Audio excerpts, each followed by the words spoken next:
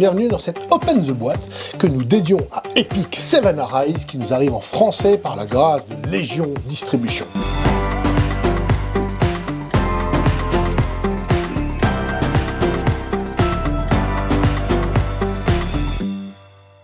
Donc, point de doute, Epic Seven Arise est inspiré de cette série de jeux japonais, j'imagine. Des jeux vidéo, du coup. Ouais, des jeux vidéo. Alors, moi, j'y connais rien en jeux vidéo, mais c'est des trucs où tu te balades, tu butes des monstres, et tu explores et tu gagnes du loot. Ah, mais c'est du dungeon crawling. Ouais, du dungeon crawling, un peu de TTRPG, enfin un truc Okay, RPG, RPG japonais, quoi.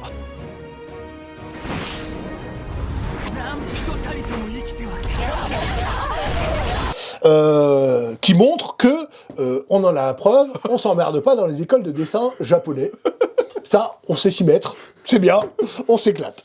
Les cours d'anatomie, c'est quelque chose, je vous le dis. N'importe quoi, c'est tout le temps ça, pourquoi? Oui, mais pourquoi why ça? Mais c'est pas grave, ça nous fait marrer, je trouve ça chouette. C'est une grosse boîte, hein, à nouveau, on va mettre en avant le caractère du dessin japonais. Et la gravité aussi.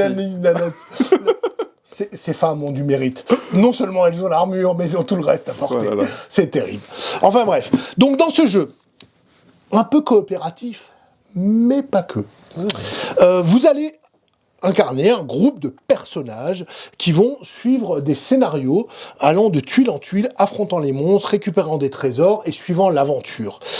Si vous voulez, on va retrouver un peu cette vibe qu'on a dans Cthulhu Death May Die, avec des scénarios, des packs de scénarios qui introduisent des mécaniques spécifiques, des monstres spécifiques. Le but étant d'accumuler le plus de points on va dire, de renommée et de gagner ensemble le scénario, mais à la fin, il y aura un qui gagnera quand même plus que les autres. C'est un coopétitif. Voilà, c'est ça. Oh là là, j'adore ce mot. un Japo coopétitif. Oh. Bon, regardons ce qu'il y a dans cette boîte. Elle est très très bien fournie. Bon, on rigole, mais c'est quand même très très joli, moi je trouve. C'est un style graphique et super chouette. Tintin. Alors là, tout de suite, on est bien. Ah oui, c'est beau. On enlève. Et on va retrouver une petite description du contenu des chapitres. Donc ça, c'est les petites boîtes spécifiques qu'on va retrouver à l'intérieur. Le livre de règles est... Oh, il est léger. C'est un jeu simple. Et effectivement, c'est un jeu assez simple, qui manque pas de subtilité, mais dont les mécanismes, à la manière de Cthulhu Death May Die, parce que je le compare plutôt à ce jeu-là, offrent leur petit lot de points hyper intéressants. Donc, on va effectivement créer un plateau dans lequel les personnages vont évoluer, affronter des monstres, faire des choix en fonction des cartes d'histoire qui vont être piochées. Le but étant d'affronter le boss final de chaque scénario. Et on voit, ça peut se jouer de 1 à 4. Exactement. Il y a une règle à 4, ouais, mais il y a aussi tout à 1, fait. 2 ou 3. Ouais. Exactement.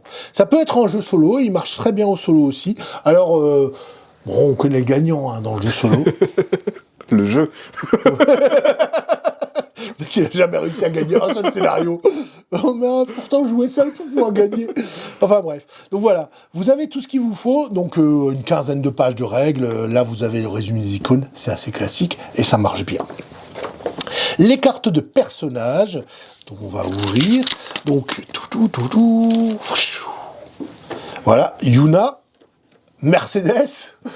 Quel nom, Corvus Obscur, Luna, Ras, Kraus. J'imagine que ça parle aux personnes qui connaissent... Oui, j'ai l'impression que c'est des noms qui sont assez fréquemment... En tout cas, qui sont inspirés justement par ces trucs. Je pense que alors moi, je vais faire le mec bateau, mais Final Fantasy, c'est un peu ce style-là. Oui, bien sûr. Voilà. Donc, on a du choix de personnages, chacun avec sa petite fiche, un petit background, ou en tout cas, un peu de contexte, et ses capacités qu'elle va pouvoir déclencher durant la partie. Le nombre de points de vie, l'armure, éventuellement, etc. Donc, tout est là, il y a du choix de perso, chacun aura sa petite figurine qui va bien, parce que c'est chouette, et justement, il y a de la figurine. Il y en a moult. Punaise. Voilà. Ça, c'est les ennemis. Alors, il y a les ennemis qui sont en beige, C'est les Groot. les persos qui sont en gris et les boss qui sont en rouge. Ok. Voilà, c'est facile. Et donc des gros socles des très très belles figurines. On fera un petit déporté en insertion là, hop, et des trucs rigolos et tout. Les figurines sont super super belles. Franchement, en tant que figuriniste, elles sont très grandes, Oui. mais hyper détaillées et alors pour ceux qui aiment peindre, eh ben il y a de quoi vraiment s'amuser en peinture. Les monstres aussi, ils sont mimi tout plein en fait. Moi j'aurais pas envie de les tuer personnellement, mais voilà, ça c'est. Il y a des petits rats, il y a des petits renards comme ça, tout. Ça fait un peu Mice and Mystics. Exactement, ouais, mais bon, tu vas quand même leur mettre des gros coups dans la tronche parce que c'est les ennemis. Voilà. Vous en avez des plus grands là qui arrivent. Hop, on va essayer de sortir sans tout bazarder. Voilà. Ah oui. Des gros monsieur. Bonjour. Voilà, on a. Mais elles sont vraiment grandes les figurines. Ouais, elles sont vraiment grandes. Ça donne un truc sur la table. Il y a des jeux qui ont de la présence sur la table. Ouais. Et lui, il en a des petits sous-socles de couleurs. Et à nouveau, je trouve la petite touche, le côté pastel, je trouve va vraiment dans le ton. Alors c'est con à dire, hein, mais je trouve que ça change, on sent qu'il y a une recherche derrière. Les boss, qui sont encore plus grands, plus gros, plus dodus. Plus dodus. Oh, ils ont l'air méchants. Eux, t'as envie de les taper, par contre. Ouais, eux, ils ont pas mimi. T'as juste envie de leur mettre des gros nions dans la tronche et de les vaincre. Voilà. Et elles sont très cool. Ouais. Elles sont vraiment cool. Hein. Ouais, moi, j'adore. Je trouve que le style graphique est super bien trouvé. On sent de la recherche. Derrière, vous avez un petit peu... ça, c'est pour tout collant. Des cartes.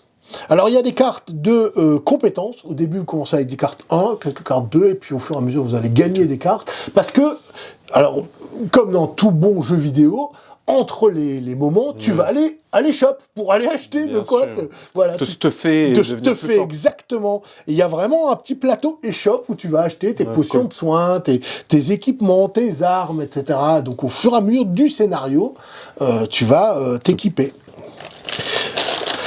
Ça, parce qu'il y a dans les scénarios, il va y avoir des PNJ qui sont pas représentés sous forme de figurines, mais de stand-y. Et donc là, tu as tous les socles pour les porter, des petits dés. Parce qu'il y a des moments où on lance pareil, les dés, ils ont pris un rose et un vert. Ouais. Parce que pourquoi pas. Parce que c'est dans le ton. C'est dans le ton. Les petits pions pour représenter les énergies que tu gagnes et tout. Et je trouve qu'il y a vraiment une cohérence visuelle dans les couleurs qu'ils ont adoptées. C'est assez... c'est choupinou. Ouais, voilà. C'est cohérent. Il y a cet univers un peu manga animé. Exactement. Exactement. Alors, pour être toutes... Ouais, des petits meeples, ça c'est pour le classement de l'ordre dans lequel tu joues les tours, etc. Tu as un petit plateau pour ça. À la base, pour être vraiment hyper transparent, moi, c'est pas du tout ma came, le côté japanisation, etc. Mais... Putain, moi, quand j'ai sorti le jeu, ça m'a donné envie de jouer. Ouais. Mais en fait, il y a beaucoup de gens qui...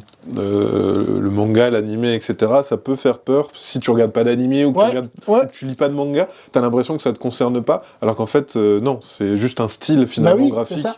Et là, le fait que ça soit avec des figurines qui sont super bien, avec vraiment... qui donnent envie, moi, j'ai vraiment eu envie de m'y mettre, quoi. Donc, on a 8 scénarios. Elles sont belles, ces petites boîtes. Ouais, ces petites boîtes. Et donc, quand tu prépares ton scénario, tu ouvres ta boîte, tu sors le matériel spécifique au scénario. Donc après, bien sûr, le petit livret que je vous ai donné au début, que je vous ai montré, indique comment les ranger, si jamais. Là, mise en place et règles spéciales du scénario. Ah, c'est super cool. T'as juste à lire ça pour connaître le scénario. Les cartes spécifiques au scénario des ennemis, du boss, etc., de mise en place. Tu vas rencontrer des PNJ, et donc, ils ont leur petit standy avec les règles. C'est très cool. Ok. Ah, c'est bien ça. C'est vachement bien pensé. Hein. C'est bien organisé. Exactement. Tu découvres petit à petit. Alors, bon, pour être tout à fait honnête, c'est exactement la méthode qu'avait Cthulhu Death May Die. Ouais. Mais ça marche super bien. Ils ont eu raison de le refaire parce que ça évite d'encombrer le livre de règles inutiles. Là, tu lis juste avant de jouer les règles dont tu as besoin. Et le jeu marche avec des règles de base hyper simples. Et tu as l'aspect découverte, tu vois pas tout le matos, tu le vois petit à petit. Et donc tu vas avoir des petits plateaux comme ça. Le scénario va te dire lesquels tu utilises. Château, donjon. Et pourquoi il y a des petites coches sur les côtés? Bah, c'est pour les... Ah, les assembler ensemble. Ouais, en fait, pour savoir comment ils se mettent, et voilà. Tout simplement. Ok, d'accord. Et parfois, il y aura des pions que tu glisses entre les deux. Ok. Voilà, c'est les petits. On avait vu des petits pions ronds. Ah, d'accord, ok. Ouais. Voilà. Et donc, tu as moult pions et base, enfin blanc et ça. Exactement. Du punchboard à plus savoir quoi en faire, avec donc plein de plateaux d'environnement dans lesquels vous allez vous promener au fur et à mesure. Ah oui, il y a des biomes différents. Exactement. Okay. Et avec donc des symboles qui seront expliqués dans les scénarios pour en majorité. Mais voilà. Et ils sont repérés par des noms qui vous disent à chaque fois dans les scénarios lesquels utiliser. Ça, c'est le grand plateau des ennemis. D'accord ? Vous allez mettre la carte de l'ennemi que vous rencontrez. Ça permettra de déterminer quel type d'attaque il fait. Et voilà. Les jeter, ok. Ouais, exactement. La fille intrépide. Voilà, c'est ça. La fille intrépide. Alors ça, c'est lié à un scénario, toujours. Vous avez ça, c'est ce que je vous parlais, ce dont je te parlais, Max. Oui. C'est l'échoppe, où tu mets la carte d'histoire qui te rappelle l'étape actuellement que tu dois faire avec tes objectifs, et les cartes de compétences que tu vas pouvoir acheter, les cartes d'artefacts, et là, les potions que tu peux acheter. Ah, c'est cool. C'est pas mal, hein. Bah, y a ce truc progression, comme dans un jeu vidéo, où tu vas gagner en puissance, en stuff, et ouais, t'as ce loot, quoi. Ouais, c'est exactement ça. Les petits pions d'état, parce que tu peux imposer des états étourdis, etc., les pions potions, ça c'est pas mal, c'est pour les points de vie des monstres, tu vois, donc tu as une gale et le petit poids, et tu mettras ta figurine dessus, il y a une encoche pour indiquer combien de points de vie il lui reste. Ok, c'est très bien ça. C'est vite pratique. Les jetons de dégâts. Voilà, c'est ça. Et donc tout le reste, c'est des pions pour les monstres. Ah, il y en a plein. Il y en a moult. Donc voilà, avec le jeu des cartes histoire, tu peux jouer les scénarios de manière différente. Donc de la même manière que Cthulhu Death May Die, tu t'arrêtes pas quand tu as joué tous les scénarios, tu peux les refaire parce qu'il va se passer. Il y a des challenges, etc. Et ben c'est la même chose ici. Oui, et puis ça va changer. Et le fait qu'il y ait un gagnant, aussi. Fait que la prochaine fois, tu as envie de te venger de ton camarade, de ton copain qui t'a trahi ou ta copine qui t'a trahi. Puis en fonction du perso que tu joues, en fonction aussi, j'imagine, du roulement des bébêtes. Exactement, bien sûr, les attaques aléatoires, etc. Mais voilà, les règles sont vraiment pas compliquées. Non, ouais, ça a pas l'air. Ça permet même de jouer avec des gens qui ont pas une énorme expérience du jeu de plateau. Au pire des cas, vous pouvez aussi le jouer en manière totalement coopérative, en oubliant le côté il y aura un vainqueur ou pas.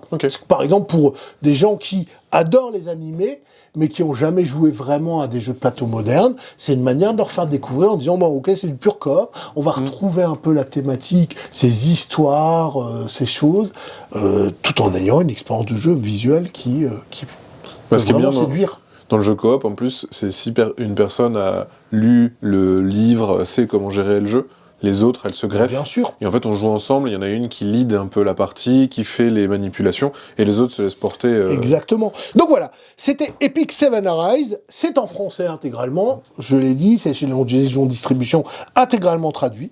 Et si vous aimez ces univers-là, et même si vous les aimez pas, mais que vous trouvez que les figurines sont chouettes, comme moi, ce jeu vous fera de l'œil. Et j'espère que cette vidéo vous a plu.